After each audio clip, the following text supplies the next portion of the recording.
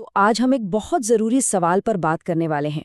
आखिर ऐसा क्यों होता है कि लोगों के बीच जो फ़र्क हैं, वो कभी-कभी भेदभाव और नाइंसाफ़ी की वजह बन जाते हैं? चलिए इस पूरी बात को आज ज़रा गहराई से समझते हैं। हाँ, तो चलिए इसी सवाल से शुरू करते हैं। हम में से बहुतों ने ऐसा होते हुए देखा होगा या शायद कभी महसूस भी किया होगा। और ये एहसास बहुत बुरा होता है ना?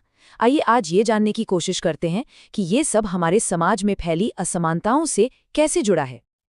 देखिए, ये एक तरह से इंसानी फितरत है। जो हमारे जैसे होते हैं, उनके साथ हम थोड़ा सेफ और कंफर्टेबल महसूस करते हैं। लेकिन जब हम किसी ऐसे इंसान से मिलते हैं जो हमसे बहुत अलग है, तो वो हमें थोड़ा अजीब या कह सकते हैं कि अपरिचित सा लग सकता है। और बस यहीं से हमारे दिमाग में उनके बारे में कुछ धारणाएं बननी शुरू हो जाती हैं। तो ये जो एक अजीब सी फीलिंग आती है ना, जो अपरिचित सा लगता है, असल में यहीं से जन्म होता है पूर्वाग्रह और रूढ़िबद्ध धारणाओं का। चलिए समझते हैं कि ये दोनों चीजें आखिर हैं क्या। पूर्वाग्रह मतलब प्रेजुडिस।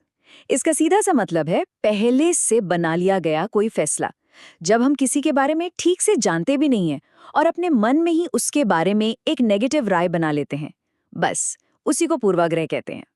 जरा इस पर नजर डालिए। ये पूर्वाग्रह का एक क्लासिक उदाहरण है ना? एक तरफ ये मान लेना कि गांव के सारे लोग टेक्नोलॉजी से दूर और अंधविश्वासी होते हैं, और दूसरी तरफ ये सोच लेना कि शहर के सभी लोग आलसी और मतलबी होते हैं। ये और कुछ नहीं बल्कि पूरे के पूरे ग्रुप के बारे में बना ली गई पक्की धारणाएं हैं। और पूर्वाग्रह से ही जुड़ी हुई एक और चीज है, रूढ़िबद्ध धारणा। आसान भाषा में कहें तो स्टीरियोटाइप। ये तब होता है जब हम किसी एक इंसान को उसकी खासियत से नहीं बल्कि उसे एक बने बनाए खांचे में फिट करके देखते हैं। और ऐसा करके ना, हम उस इंसान के अंदर जो खास बात है, जो उसका टैलेंट है, उसे देख ही नहीं पाते। और इसका सबसे बड़ा, सबसे कॉमन उदाहरण तो हम सब अपने आसपास देखते हैं, जेंडर स्टीरियोटाइप्स।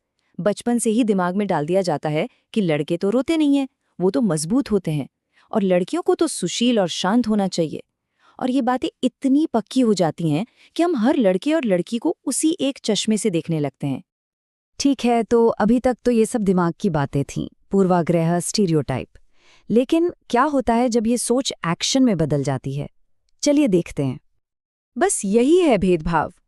जब पूर्वाग्रह या स्टीरियोटाइप सिर्फ एक सोच न रहकर एक बर्ताव बन जाता है, जब किसी को कोई काम करने से रोका जाए, किसी खास मोहल्ले में घर लेने से मना किया जाए, या फिर एक ही हैंडपंप से पानी भरने से रोक दिया जाए, तो वो भेदभाव कहलाता है। इस भेदभाव की असलियत को, इसकी तकलीफ को समझने के लिए चलिए एक सच्ची कहानी सुनते हैं। ये कहानी है डॉक्टर B.R. अम्बेडकर के बचपन की, जब वो सिर्फ 9 साल के थे। तो कहानी शुरू होती है एक ट्रेन स्टेशन से। अम्बेडकर और उनके भाई अच्छे कपड़े पहने हुए थे, साफ सुथरे थे, और स्टेशन मास्टर ने जब उन्हें देखा तो उसे लगा कि ये तो किसी ऊंची जाति के, शायद ब्राह्मण बच्चे हैं, और वो उनकी मदद करने के लिए आगे आया। और फिर वो हुआ जिसने सब कुछ बदल दिया। स्टेशन मास्टर ने पूछा कि वो कौन है, और जैसा कि अम्बेडकर ने खुद लिखा है, बिना एक पल सोचे उनके मुंह से निकल गया, हम महार हैं। और उस जमाने में महार समुदाय को अछूत माना जाता था।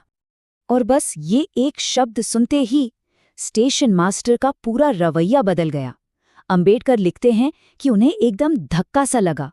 उनके चेहरे पर मदद की भावना की जगह एक अजीब सी घृणा की भावना आ गई। और ये सिर्फ एक एहसास नहीं था, इसका नतीजा ये हुआ कि कोई भी बैलगाड़ी वाला उन बच्चों को ले जाने के लिए तैयार नहीं था। यहाँ तक कि जब वो दुगना किराया देने को तैयार थे तब भी नहीं। क्यों? क्योंकि उन्हें डर था कि अछूत बच्चों को बिठाने से वो अपवित्र हो जाएंगे। ये था भेदभाव का असली चेहरा। डॉक्टर अम्बेडकर की ये कहानी दिखाती है कि भेदभाव कितना गहरा और तकलीफदेह हो सकता है। तो सवाल उठता है कि इस समस्या से लड़ने के लिए क्या किया गया और कैसे एक बेहतर समाज बनाने की कोशिश की गई। ये बात समझनी बहुत जरूरी है कि भारत की आज़ादी की लड़ाई सिर्फ अंग्रेजों से आज़ादी की नहीं थी। इसके साथ साथ एक और लड़ाई चल रही थी, और वो थी सामाजिक बराबरी की लड़ाई। दलित, महिलाएं, आदिवासी, किसान सब अपने हक और सम्मान के लिए लड़ रहे थे। और इसी संघर्ष का नतीजा था हमारा संविधान। जब भारत का संविधान लिखा गया तो समानता को इसकी नींव बनाया गया। हमारे संविधान में साफ साफ लिखा है कि कानून की नज़र में सब बराबर हैं, सबको बराबर अधिकार और मौके मिलेंगे, और छुआछूत या अस्पृश्यता पे कानूनी जुर्म है, जिसे पूरी तरह से खत्म कर दिया गया है। और यहाँ एक बहुत ही कमाल की बात है। हमारे संविधान बनाने वालों ने ये समझा कि असली समानता तभी आएगी जब हम एक दूसरे की अलग अलग पहचानों, मतलब डाइवर्सिटी की इज्जत करेंगे। इसीलिए भारत को एक सेक्युलर देश बनाया गया। मतलब यहाँ किसी एक धर्म, भाषा या त्योहार को किसी पर थोपा नहीं जाएगा। तो आखिर में बस यही बात याद रखने वाली है। संविधान हमें समानता का वादा करता है, लेकिन इसे सच बनाना ये एक लगातार चलने वाला संघर्ष है। ये कोई ऐसी चीज़ नहीं है जो अपने आप हो जाएगी। इसके लिए हम सबको मिलकर लगातार कोशिश करते रहनी होगी।